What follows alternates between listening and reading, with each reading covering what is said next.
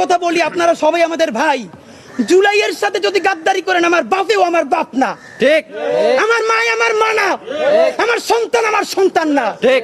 ছাত্র উপদেষ্টা দুইজন, আসিফ মাহমুদ, মাহফুজুল আলম, যদি সত্যি দায় দারদের রাজনীতি থেকে থাকে, জুলাই জনতার প্রতি আপনাদের দরদ থেকে থাকে, আজকে না আগামী 3 দিনের মধ্যে এই চেয়ার লাথি মেরে আমাদের কাতারে চলে আসেন। তোমরা কেন একা একা মাস্টার মাইন্ড হইতে গেলে আমারে বলো। ঠিক। তোমরা কেন বললা না এই আন্দোলনের মাস্টার মাইন্ড 18 কোটি জনগণ? ঠিক।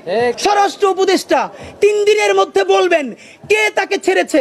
যদি আপনার কোনো দায় না থাকে আপনি ক্লিয়ার করবেন। জুলাইকে আমরা কোনো গাদ্দারের হাতে ছেড়ে দিব না। ঠিক। অতি দ্রুত আমরা চুপ্পুকে চিনি না, কিছুকে চিনি না, ডিবি থেকে নাকি অথবা এসবি থেকে, বিমানবন্দর থেকে বলা হয়েছে হামিদ চলে যাচ্ছে, রাষ্ট্রপতির অফিস থেকে বলা হয়েছে ছেড়ে দেওয়ার জন্য। 3 দিন সময় দিচ্ছি। 3 দিন মানে 3 দিন। আগামী 3 দিনের মধ্যে সরকারকে বলতে হবে রাষ্ট্রপতির অফিস থেকে হামিদকে ছেড়ে দেওয়ার জন্য কে ফোন দিয়েছে, হু ওয়াজ দ্য ম্যান বলতে হবে, নাম ধরে বলতে হবে। যদি বলতে না পারেন, এই দায় প্রধানত স্বরাষ্ট্র উপদেষ্টার। বলবেন রাষ্ট্রের মধ্যে অনেক মেকানিজম আছে, আর্মি ফাংশন করে, যে যে মনে চায় ফাংশন করুক। এত ফাংশনাল কথা মনে কইরা হাজার হাজার মানুষ শহীদ হয় নাই। আমাদের সাথে এখনো শত শত শহীদ পরিবারের কথা হয়। তারা বলেছে তাদের সন্তানদেরকে আমাদের সাথে পাঠাবে, এখনো পাঠায়। আহত ভাইদেরকে সামনে নামাইনি এখন পর্যন্ত।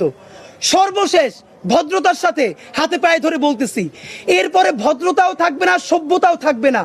বাথরুম পরিষ্কার করার ঝাড়ু, স্যান্ডেল নিয়ে কিন্তু রাস্তায় নামবো।